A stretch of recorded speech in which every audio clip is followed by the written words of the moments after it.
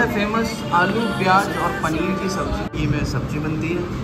और ऐसे ही कड़ी की बात करें तो ट्रेडिशनल राजस्थानी कड़ी है और ये गट्टे की सब्ज़ी है। ये इतनी बड़ी एक ही डिजाइन की रोटी है, देखिए एक व्यक्ति एक ही खा सकता है बस, और ये कोयले में सेकी जाती है।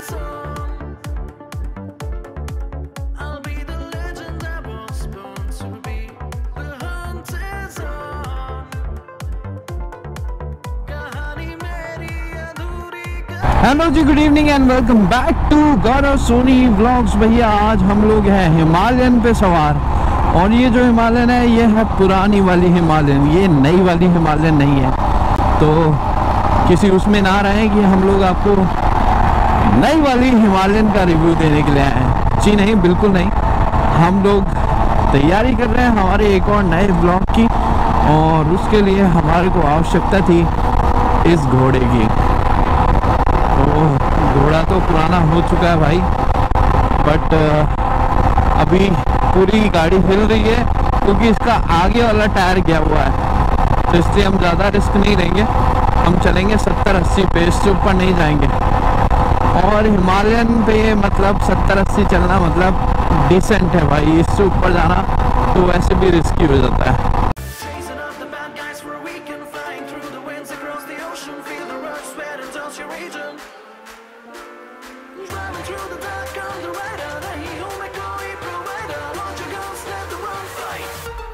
हाँ जी भाई लोग, वेलकम।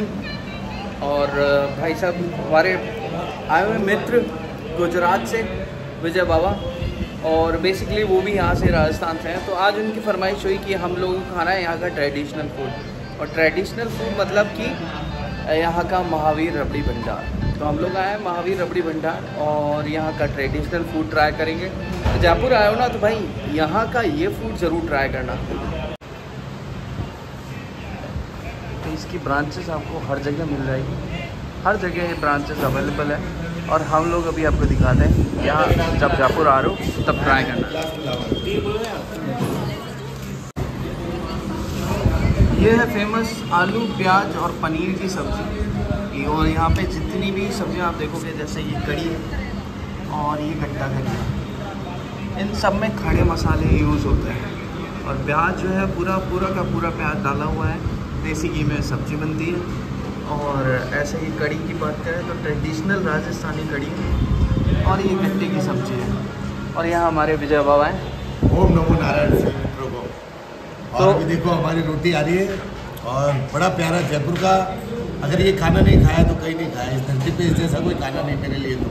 तो बाबा देखिए रोटी आ गई है, रिजेट की रोटी आपको दिखाते हैं।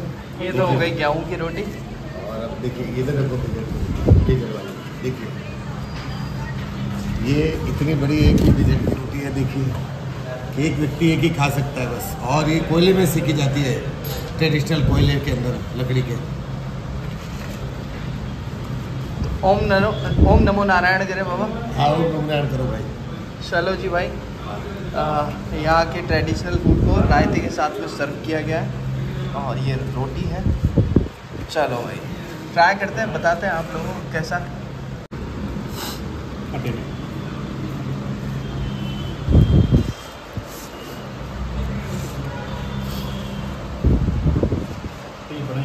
वाह, कैसा है बाबा टेस्ट? इस भोजन के जैसा मेरे लिए कोई भोजन नहीं करती। क्या बात। तो राजस्थानी फूड की जो सबसे बड़ी क्वालिटी होती है वो होती है इसकी स्पाइसेस को जो ब्लेंड अप करना चाहता है ना यहाँ पे, वो फ्लेवर जो देता है आपको वो दूसरा कोई भी नहीं दे सकता। इवन अगर मैंने कड़ी ट्राई करी है तो कड़ी में भी खड़े मसाले हैं जो आपको राजस्थान के अलावा कहीं और देखने को नहीं मिलेंगे। कड़ी हर जगह छाछ से बनाई जाती है या फिर बनाई जाती है टमाटर से, बट जो परफेक्ट टेक्सचर आता है वो आता है इसका छाछ के साथ। और राजस्थान में गट्टा करी हो चाहे कड़ी, दोनों का फ्लेवर आपको अलग अलग मिलेगा।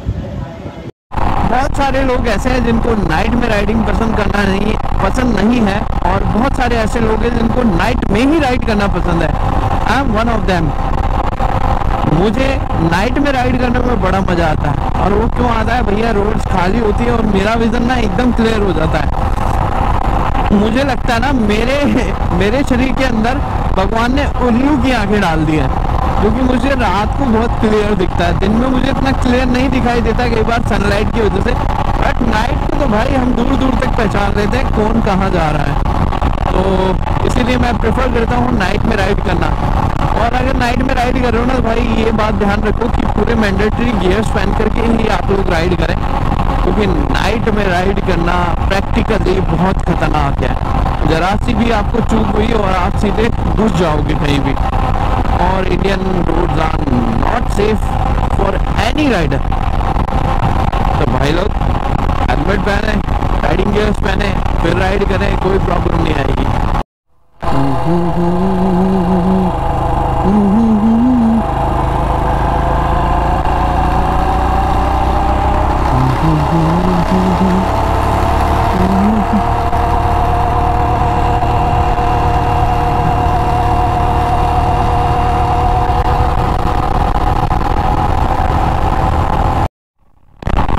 हमेशा गलती होने की संभावना तभी होती है जब आप या तो नींद में आने वाले होते हैं या आपकी स्पीड बहुत ज़्यादा तेज होती है। और हाईवेज पे स्पीड में चलना ऐसा नहीं है कि बहुत बुरा है, अगर आप स्पीड में नहीं चलोगे तो फिर आप बेवकूफ़ हो। बट अपने सेंसेस हमेशा ऑन रखिए भाई, बिना सेंसेस ऑन रखे अगर आप लोग राइड कर रहे हैं, आपको पता नहीं है आपके आसपास से कौन जा रहा है, आपके मिरर सेट नहीं है, आपको पता नहीं कि पीछे से कौन आ रहा है, अगर आपका विजन क्लियर नहीं है कि आगे तक आप नहीं देख पा रहे हैं, तो भैया राइड मत करो। पहले आप ये बेसिक चीज़ें हैं राइडिंग की, जितनी मैंने आज तक 12-13 साल में राइड करी है वो एक्सपीरियंसेस मैं आप लोगों के साथ में शेयर कर रहा हूँ। जितने भी हमारे यूट्यूब पे सब्सक्राइबर्स हैं, फॉलोअर्स हैं, भाई देखो लॉन्ग राइड की ना 2-3 चीज़ें हैं जो मस्ट है और उन लोगों उन चीज़ों को आपको फॉलो करना चाहिए। सबसे पहला कि अगर आप कोई लॉन्ग राइड कर रहे हैं तो एक बेसिक नियम यही है लॉन्ग राइड का कि स्टार्ट अर्ली रीच सेफली। सुबह जल्दी अर्ली इन द मॉर्निंग अपनी राइड स्टार्ट करें, क्योंकि दोपहर का जो फेज होता है वो बहुत क्रिटिकल होता है। अगर आप दोपहर में राइड कर रहे हैं, डायरेक्ट सनलाइट आपकी आंखों में पड़ती है, जिससे आपका विजन जो है वो कम होता है। तो अगर आप वहाँ स्पीड पे चल रहे हैं, दोपहर के टाइम में आपको नींद की झपकी आ सकती है, तो कोशिश ये करो कि अगर 300-400 किलोमीटर आप चल रहे हो तो आराम से 1-2 बजे तक आप पहुँच जाओ। उसके बाद 3-4 बजे का जो टाइम है उसको अवॉइड करके कहीं भी आप आराम से अपना लंच लें, थोड़ा रिलैक्स करें बॉडी को। उसके बाद 4 बजे बाद जैसे ही सन डाउन होता है उसके बाद फिर आप अपनी राइड को स्टार्ट कर सकते हैं। और देखिए मैं तो खैर पसंद करता हूँ नाइट में राइड करना, एक्सपीरियंस भी बहुत सारा हो गया है। आज 1.5 लाख किलोमीटर प्लस मैंने राइड कर लिया। बट मैं जितने भी यंगस्टर्स हैं उनको यही बोलना चाहूँगा कि नाइट को राइड ना करें तो ज़्यादा बेटर होगा। जितने भी बिगिनर्स हैं राइडिंग में उनको ये सजेशन देना चाहूँगा कि 7 बजे बाद तो भाई राइड को ना बोल दो, क्योंकि अगर आप सुबह से राइड कर रहे हो और रात को भी राइड कर रहे हो तो आपकी एक बॉडी की लिमिट होती है।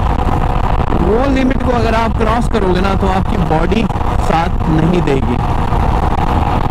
तीसरा, अगर आप एडिक्टेड है किसी भी चीज़ के लिए, लाइक अगर आप स्मोक करते हैं, लाइक अगर आप ड्रिंक करते हैं, तो भाई अवॉइड करो। राइडिंग के टाइम पे जितना कम हो सकता है स्मोक करो।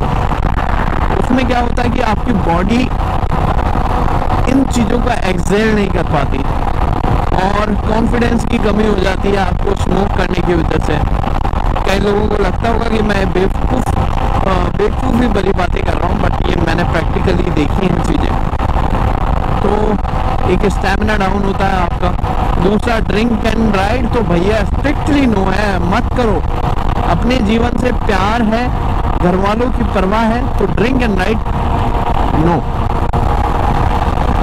दूसरा, चौथा पॉइंट जो मैंडेटरी है, अपनी लिमिट को जाने। आप कॉन्फिडेंट हो बहुत अच्छी बात है, ओवर कॉन्फिडेंट होना बहुत बुरी चीज़ है। ओवर कॉन्फिडेंट इंसान तब होता है जब उसको अपनी स्किल्स पे बहुत ज़्यादा भरोसा होता है।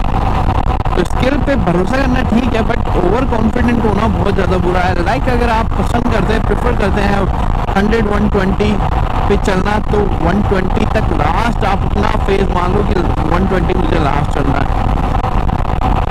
लाइक अगर मैं राइड करता हूँ जनरली मैंने आज तक जितनी भी राइड करी है 120 से 140 मेरी मैक्स स्पीड होती है, उससे ऊपर मैं जाना प्रेफर नहीं करता हूँ। हाँ, अगर आपको खाली रोड दिख गई, एक छोटा सा क्विक थ्रॉटल देके 1-2 किलोमीटर का आपको अपनी स्पीड टेस्ट करना है, अपनी क्रेविंग मिटानी है, तो वो आप कर सकते हो, उसमें कोई बुराई नहीं है। बट भाई अपनी लिमिट पहचान लो, उस लिमिट से ज़्यादा मत करो। और लास्ट जो पॉइंट है, लास्ट नॉट द लीस्ट, वो यही है कि भाई अपनी बाइक का चेकअप बहुत ढंग से करवाएं राइड पे निकलने से पहले। अगर आपकी गाड़ी फिट नहीं है और आप निकल गए हो तो भाई आपकी राइड तो खराब होगी जो होगी, आपका टाइम जो खराब होगा वो होगा जो होगा।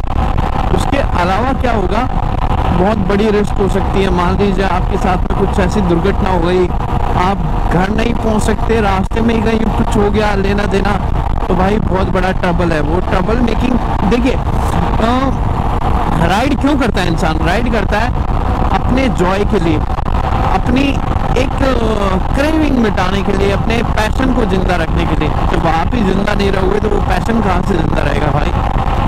तो ये मेरी कुछ बेसिक टिप्स हैं जिनको आप अपने राइडिंग के जीवन में इम्प्लीमेंट करेंगे तो मेरे ख्याल से बहुत अच्छा होगा।